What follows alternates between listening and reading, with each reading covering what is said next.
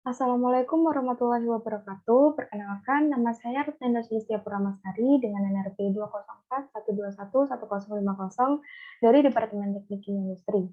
Dari kelompok besar Nakula, dari kelompok kecil Mira Mitra. Di sini saya akan menjelaskan mengenai contoh suatu permasalahan yang memberikan dampak kesalahan berpikir. Di sini saya akan mengangkat topik mengapa banyak orang yang tidak mau divaksinasi.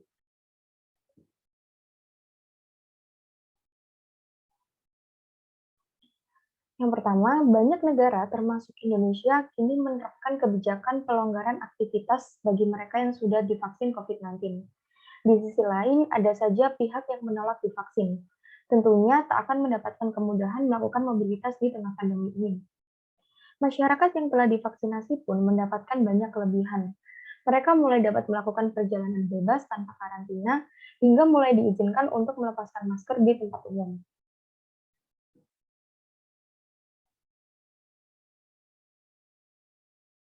Berdasarkan konferensi pers secara online, masih banyak yang tidak bersedia untuk divaksin, sekitar 36,4%. Ini juga merupakan tantangan bagi program vaksinasi pemerintah. Menurut Jayadi, Direktur Eksekutif LSI, ada 3 alasan besar mengapa masih banyak masyarakat menolak vaksinasi. Yang pertama, mereka takut dengan efek samping vaksinasi sekitar 55,5%, menganggap vaksin tidak efektif sekitar 25,5%, serta menganggap tidak membutuhkan vaksin karena tubuh sehat sekitar 19,9%.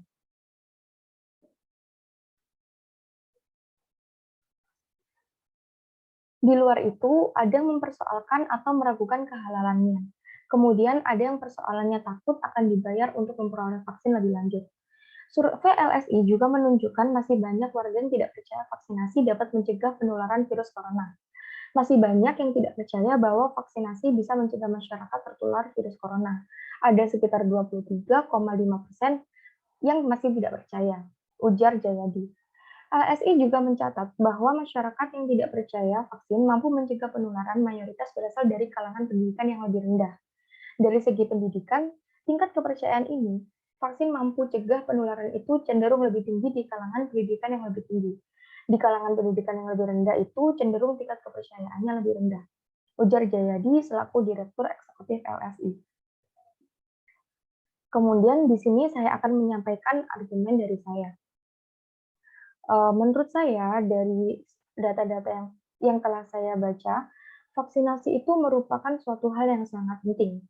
Vaksin memicu kekebalan tubuh dengan menyebabkan sistem kekebalan tubuh penerima bereaksi terhadap antigen yang terkandung dalam vaksin. Efek samping vaksin COVID-19 itu adalah reaksi lokal dan sistematik seperti nyeri pada tempat suntikan atau demam dapat terjadi seperti bagian dari respon imun.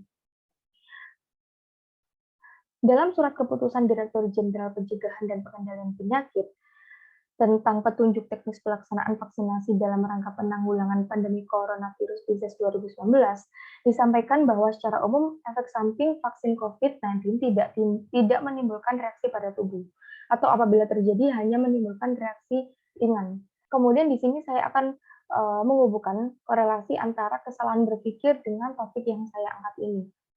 Yang pertama, banyak masyarakat yang masih takut akan adanya vaksinasi dan tidak percaya. Di sini terjadinya kesalahan berpikir. Yang pertama adalah bisa jadi karena faktor lingkungan.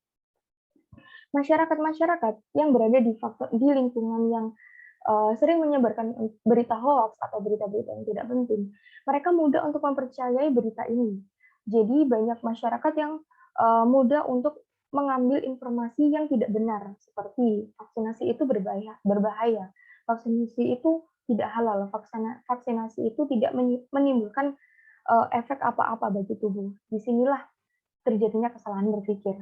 Dari lingkungan hoax tersebut membuat masyarakat atau menyebabkan masyarakat memiliki stigma buruk terhadap vaksinasi sehingga menyebabkan mereka tidak ingin divaksinasi. Padahal berita itu tidak benar adanya. Faktor yang kedua bisa karena status sosial. Dari literatur yang telah saya jelaskan tadi, faktor pendidikan juga menyebabkan orang tersebut dapat mempercayai adanya vaksinasi atau tidak. Yang pertama, jika kita berasal dari pendidikan yang lebih tinggi, pastinya orang-orang tersebut bisa mempercayai adanya vaksinasi ini, karena mereka yakin bahwa vaksinasi ini merupakan suatu hal yang wajib kita lakukan demi kelangsungan hidup kita ke depannya. Sekian penjelasan yang dapat saya sampaikan. Mohon maaf jika terdapat banyak kekurangan. Terima kasih. Wassalamualaikum warahmatullahi wabarakatuh.